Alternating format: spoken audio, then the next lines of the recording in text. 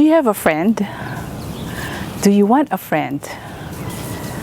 Are friends important? Hello, I'm Theda Pilar Pineda, and welcome to the 4th episode of the Mahalima Mana. As an 18, I am keen on the reason why I admire those gentlemen of SB19.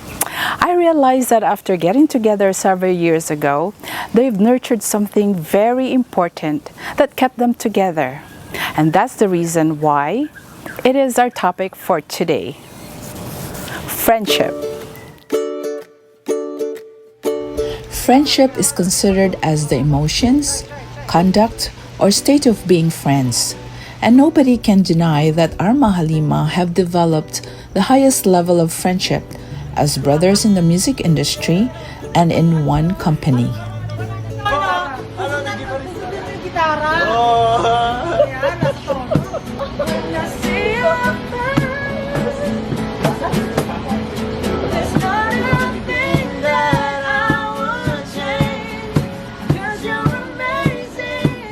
As a Tita 18, I've lived long enough to have been blessed with great friends I grew up with. Friends whom I share the same principles in life and would always be there for me through thick and thin as I would for them. How do you define our friendship? Everlasting to everlasting. I mean, to me, true friendship is like you read or you see all those quotes where, even though you don't see each other for a long time, even though you have different lives, but when you see each other, it's as if nothing. There was no distance or nothing changed. I mean, that's to me is what true friendship is. And even though we're far apart, if you ever need like a shoulder to lean on, someone to listen to you, you can count on these friends to be there. And and if I don't call when I come here, they get mad at me. Yes, that's true friendship. Just the closeness you feel. They were there. I mean, I didn't have to be with my husband passed away during pandemic time, but they made an effort to be there, to make time to get together, even if it was months and months after. I mean, it just goes to show that the love, the care will always be there. And like here, we haven't seen each other again for a while, but when we get together, we're like back to loving each other and just catching up on good times. The only difference is that the topics we talk about are different. Our friendship is about it that is. We are not shy over the years. We grew up and we're open to each other. We're open to the challenges that we face, and with that said, somebody might have a better solution to what we're going through, and we teach each other. We teach each other, right? Yeah, and we learn from each other. So it's fun. When we meet each other, it's fun seeing the different types of topics and the things that we go through. And believe me, when you're older, the more fun the topic. That's true. When we're young, I used to go to your house, right? Yeah. And then we would be lying in bed talking stories, and it's only about who's our crush. Who's our crush? Who we like? Yeah. Let me do your makeup. Yes. Tutorial makeup. She's always the one cutting my hair, putting my makeup, and I never learned. But now it's like so how's you and your husband? And it's so nice that even our children are all grown up now. I mean, our hearts are the same. We're still young at heart. But I if you're blessed to have this kind of friendship, you really should appreciate what you have, because it just makes a difference in who you are as a person, and knowing that there's always someone there that you can lean on or go to.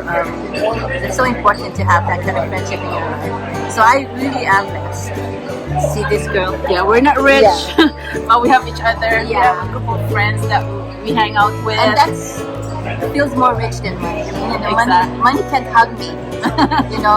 But you see all this thing can hug me. And I can hug it. Oh, it feels better than money.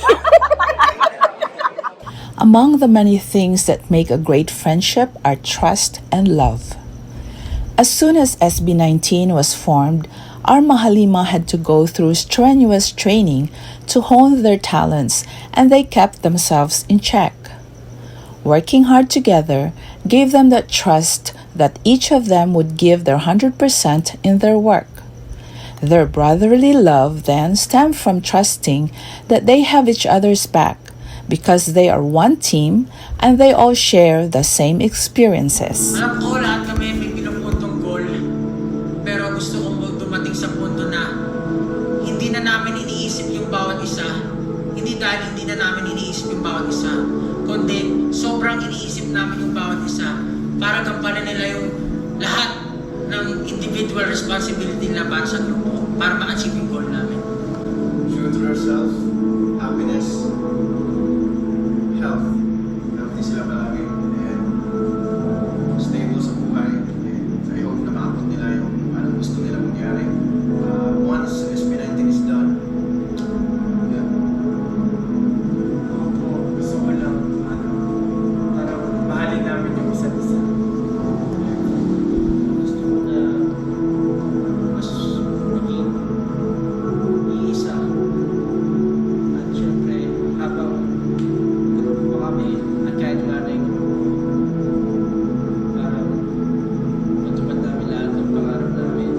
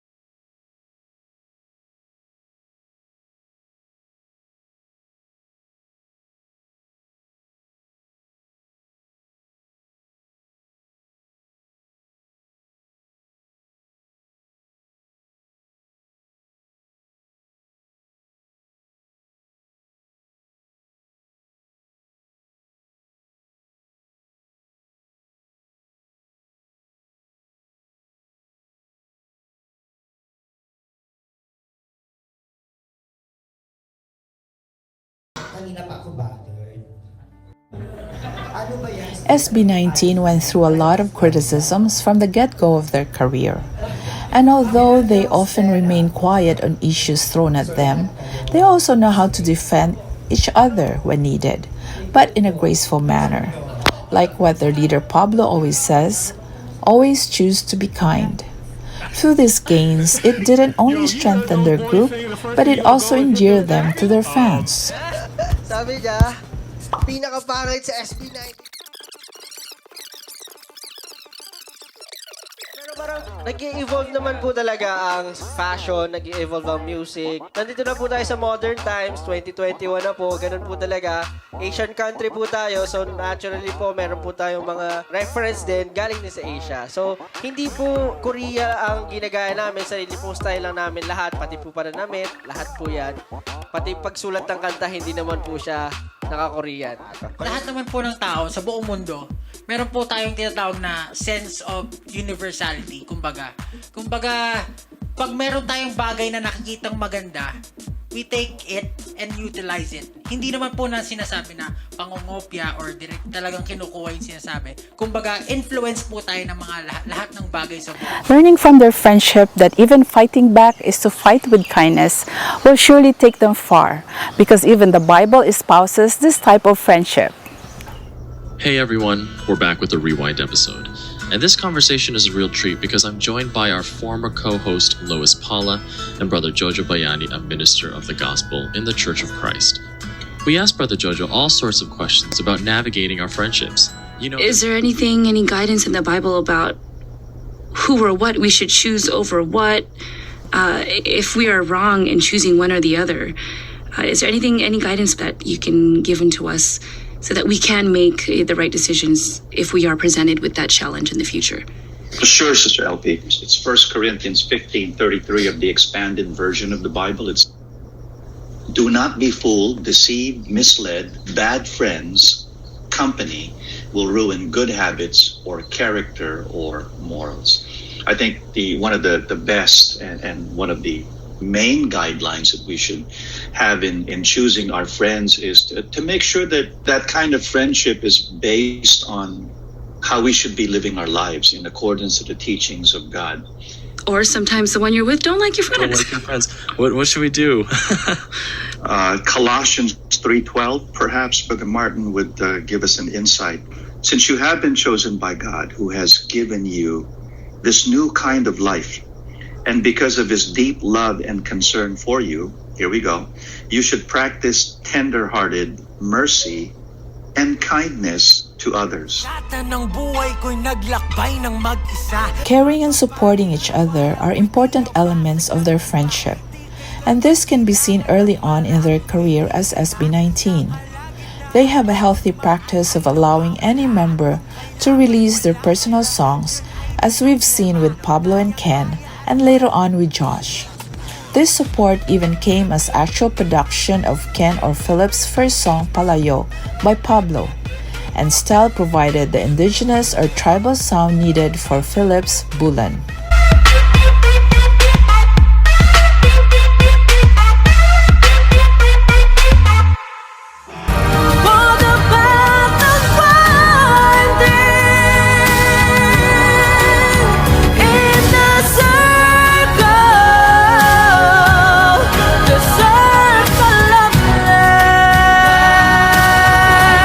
They are also happy for Stell's collab with Disney Philippines and later on as the Voice Generations coach. They were also glad that Justin had creative projects including commercial with Pure Gold, guesting in a music video and other shows, and even a cameo on a TV series. Whatever each of them will get into in the near future will be considered as a feather on SB19's cap. To further emphasize this care and support for each other, we have seen them showcase their individual talents in the Pagtatag World Tour.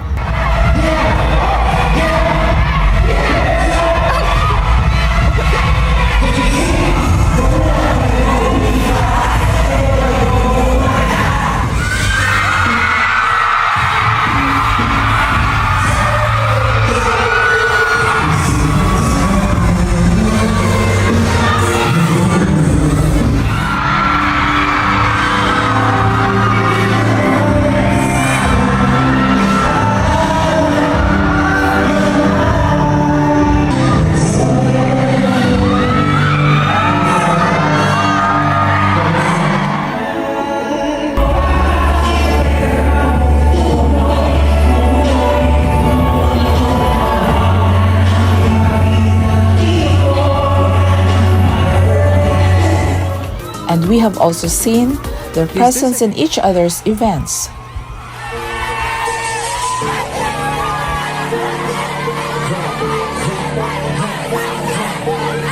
Here's a clip of Pablo vibing with Philip's music.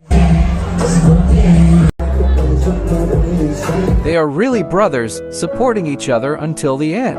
And ourselves to our boundaries. Masusubok talaga yung siya dineliver. Think of it na lang na, kasi this I promise you yung kanta. Focus kasi. Ma-feel, makita at mapanood ng audience. Sobrang ibang-iba sa original. Pero masyado bang sumuwabi? Seryosong tanong po. Alam ko na yung sinasabi nyo na suabe masyado. Kasi Para makita yung distinction. Oo, para makita. Kung pop-up kayo, i-pop nyo na talaga. Hindi nag-build up agad yung song. So dapat matatak muna yung ginawa nyo sa umpisa bago kayo lumipat sa classical. Kumbaga nag-evolve siya. Challenge accepted. If friendship is about trusting, loving, caring, and supporting, It even has a great capacity to be made real through frank exchange and correction. And this frank exchange was made public through SB19's podcast called Atin Atin Lang. In that 5-part conversation, they opened their hearts to each other, including each other's infirmities, to the point that it made some of us uncomfortable. However, it is indeed a bold step on SB19's part, but it also separated the true and mature 18 from those who are just hangers-on, pleased only with good performances and visuals. For me, it was an eye-opener, and this is what I had to say. If pagtatag is to stabilize and strengthen, then it means that SB19 is not in the stage of being sprouts anymore, but plants with firm leaves and roots that are poised to go deeper. And acknowledging their positive and negative traits give them the power to maneuver through life's courses, pursue their dreams, and fulfill their potential. Now, if it so happens that they didn't realize which of their traits may be considered counterproductive at times, they are fortunate that they have each other to point that out. SB19 are trailblazers, not only in their type of OPM, but in how they are creating a different idol culture as well.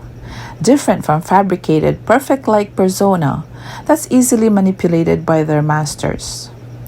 SB19's ownership of their company means owning their destination in the music industry. And if you want to idolize them, you better be ready to love them for who they are, because they never disguise themselves as what they're not. They are honing their talents while developing themselves to be better humans. That, them giving you their best in every composition and in every performance, deserves you spending and extending your time, effort, and resources. Sabihin ako sa inyo, hindi ko alam kung ako lang yung nakapansin nito sa PBB. Habang pinapanood ko yung PBB, nakatingin ako kay Justin. Kasi lumabas yung pagiging introvert side niya, at lumabas yung pagiging bunso niya, at makikitaan mo si Ja na parang hindi siya komportable sa isang lugar na yon, o hindi siya sanay. Pero nung makita ko yung ginagawa nila Stell, nila Ken, ni Josh at ni Pablo, kay Justin, lumabas naman yung pagiging kuya nilang lahat para kay Ja. Yung kahit hindi sanay si Ja sa ganito, parang inaalalayan nila yung isa't isa, hindi lang puro trabaho, hindi lang puro alam mo yung napakalaki nila sa sobrang yung care nila sa bawat isa. Nakakatuwa, nakaka-proud. Our SB19 men make us sing, dance, and even scream with excitement at times.